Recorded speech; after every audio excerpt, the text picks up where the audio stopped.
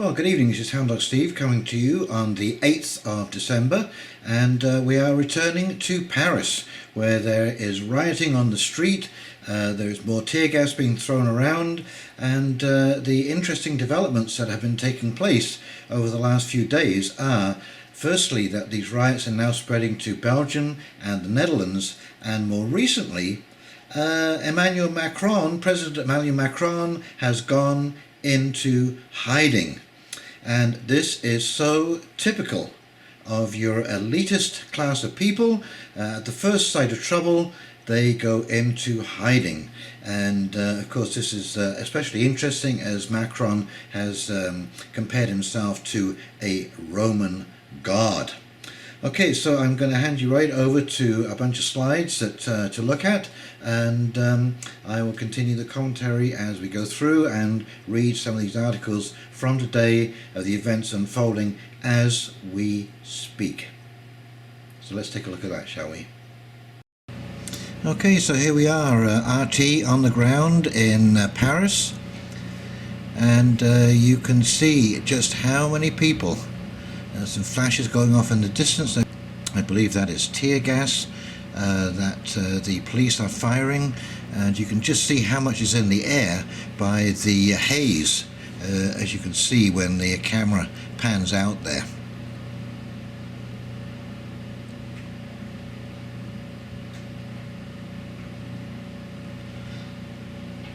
You see a lot of people have got masks on, breathing apparatus, wet cloths across their face, and eye protection to stop the stinging.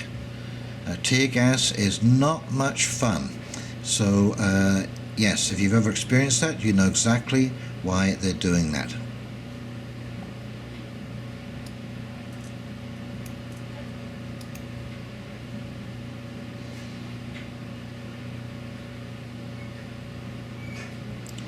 And here we see more police being shipped in.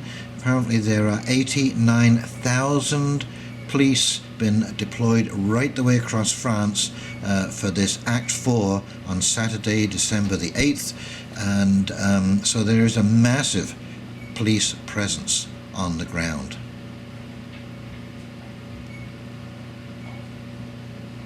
Here we are, more tear gas going off. Protesters are running.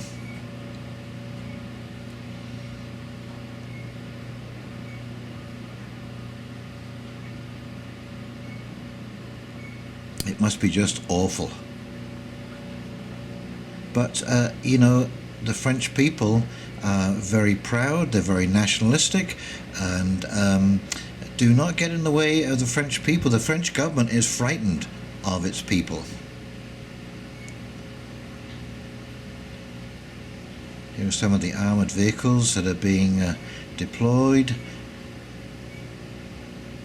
As you can see, this looks like a garbage can has been set on fire.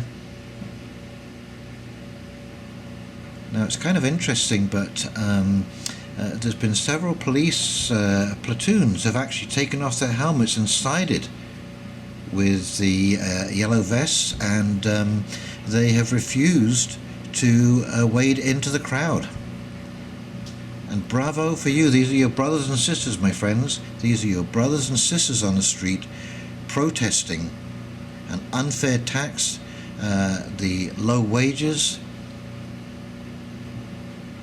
and the high cost of gasoline and goods in general. And this is what happens, folks, when you push people over the edge. Mais non! The people versus the Paris Agreement. Let them eat carbon, said French President Emmanuel Macron this week, offering his peasants a 6-month reprieve on their coming carbon sin tax. And kicking his feet up on his desk at the Élysée Palace, he breathed a sigh of relief. He had bought himself some time to figure out how to deal with the rabble at the gates. Yes, some disturbing pictures here. Paris. Armoured vehicles rolled through central Paris on Saturday as riot police clashed with yellow vest demonstrators who set fire to barricades and hurled rocks in the latest demonstrations against French President Emmanuel Macron. Shouts of "Macron resign" mingled with tear gas on the Champs-Élysées Avenue, which was the scene of the worst rioting in Paris in decades last week. Thick plumes of black smoke from fires could be seen rising high into the sky over the city. Now, I'd mentioned in a story the other day that they were saying these are the worst riots since 2005, but actually it turns out that they haven't deployed this kind of heavy equipment since the Second World War. We're talking over 60 or 70 years ago. Clashes as Yellow Vest protests grow in Belgium and the Netherlands. Belgian police fired tear gas and water cannons at yellow-vested protesters calling for the resignation of Prime Minister Charles Michel after they tried to breach a riot barricade as the movements that started in France made its mark Saturday in Belgium and the Netherlands. Protesters in Brussels threw paving stones, road signs, fireworks, flares and other objects at police blocking the entry to an area where Michel's offices, other government buildings and the parliament are located. In the Dutch city of Rotterdam, a few hundred protesters in the high-visibility vests that have become a symbol of the movement walked peacefully across the downtown Erasmus Bridge singing a song about the Netherlands and handing flowers to passers-by. Sisters Beb and Lenke Laberman, aged 76 and 67 respectively, were among them. Our children are hard-working people, but they have to pay taxes everywhere. You can't get housing anymore. It's not going well in Dutch society, Lenke said. The social welfare net we grew up with is gone. The government is not there for the people. It is there to protect its own interests, she said. Okay, so this is, as I said, coming from the people. Coming from the people. And of course, what does Macron say? Here he is, this a-testicular mannequin. French President Macron says he won't bow to thugs behind fuel tax protests. Thugs. French President Emmanuel Macron has pledged to stand firm against thugs who have carried out countrywide protests over a recently introduced fuel tax. In a speech Tuesday, Macron vowed that violence would not force him to back down over his government's energy policy. That has caused upset and division across France. I do not confuse citizens and their demands with thugs, Macron said during the televised speech in which he announced new climate and energy policy measures. In a translation provided by Reuters, Macron added, "I will not concede anything to those who want destruction and disorder." And this is Macron when he was first elected. Emmanuel Bonaparte. Macron declares he will govern like a Roman god. Yes, what a twit. Well, sadly, that didn't plan out quite as you had expected, did it? French President Emmanuel Macron has declared he will govern France like Jupiter, the Roman king of the gods. Shortly after officials told the media his thought process was too complex for journalists to understand.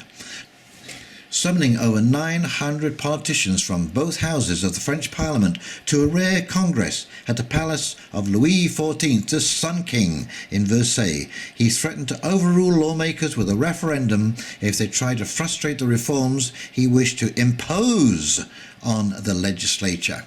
Such assemblies are usually reserved for times of national crisis. Well, here he is. You've got yourself your national crisis there, buddy. How does it feel? Oops. You know, it's funny how when leaders get into trouble, all of a sudden they look weak and stupid. And the expression on this man's face is so empty yet arrogant. He just does not understand what has happened. Insurrection qui tient. There you go. They're calling for insurrection. Long-term unrest is what this says. Insurrection qui tient. Long-term unrest. Chicago Tribune. As protests rage in France, President Macron remains invisible. Oh dear, oh dear. When the road gets rough, the weak disappear. As anti-government protests rage through France and Paris locks down, fearing new riots, the man whose presidency has unleashed the anger is nowhere to be seen. French President Emmanuel Macron has stayed out of the public eye all week, leaving his unpopular government to try and calm the nation. In response, Macron resign has become the main slogan of Yellow Vest demonstrations. The protesters' anger has been directed at the French leader, who they feel has been a president of the rich and is out of touch with ordinary people. Macron's pro-business reforms have aimed to make the French economy more competitive globally, but French workers see the changes as brutal and weakening their rights. Macron, whose popularity plummeted in recent months, is also widely seen as arrogant, which comes out when he tells an unemployed man he can't find a job if he crosses the street, or advising a retiree not to complain. The 40-year-old leader mostly spent the week holding closed-door meetings in the Élysée presidential palace, which many protesters see as an ivory tower where he is hiding away from the people. The president's office said he would not speak before Saturday's anti-government protests. And there you go. I think it's unbelievable that this man who thought that he would be another Napoleon for France, a Roman god as it were, suddenly now is disappearing red-faced through a bathroom window to escape the wrath of the public. Well, I don't think he's going to survive this. That's my prediction. I think these riots are going to get worse and worse and worse, and more people are going to join in, because this is not just about the carbon tax. The carbon tax was the trigger of all the other things that have been going on for years and years and years, and have been glossed over by these elite type globalist leaders who spend their time on lofty ideals instead of looking after bread and butter issues. And that's what their job really is. Okay, so we can clearly see that there are some very serious problems in Paris, in France, which is now spreading to other countries in Europe, and this may pick up traction and continue on into the near future and over Christmas. These people are very angry. Okay, this is a grassroots uprising. And of course, as we saw, Macron referring to his own people as thugs is not probably the best thing to do. It just enrages people even more when you have this, disdain for the public. So this mannequin, this atesticular would-be god is now in a lot of trouble. And well, we're going to have to see how this unfolds, and I will keep you posted. I'll be following this very closely, because this is a pivotal moment in the EU, and this could actually lead to the end of the EU, the total collapse of the EU, and any kind of idea of a carbon tax, and I'm sure the rest of the world is watching very closely. Okay, you take care, and you have a great weekend. I've got a couple of more videos to do, so we'll talk real soon. See you now. Bye.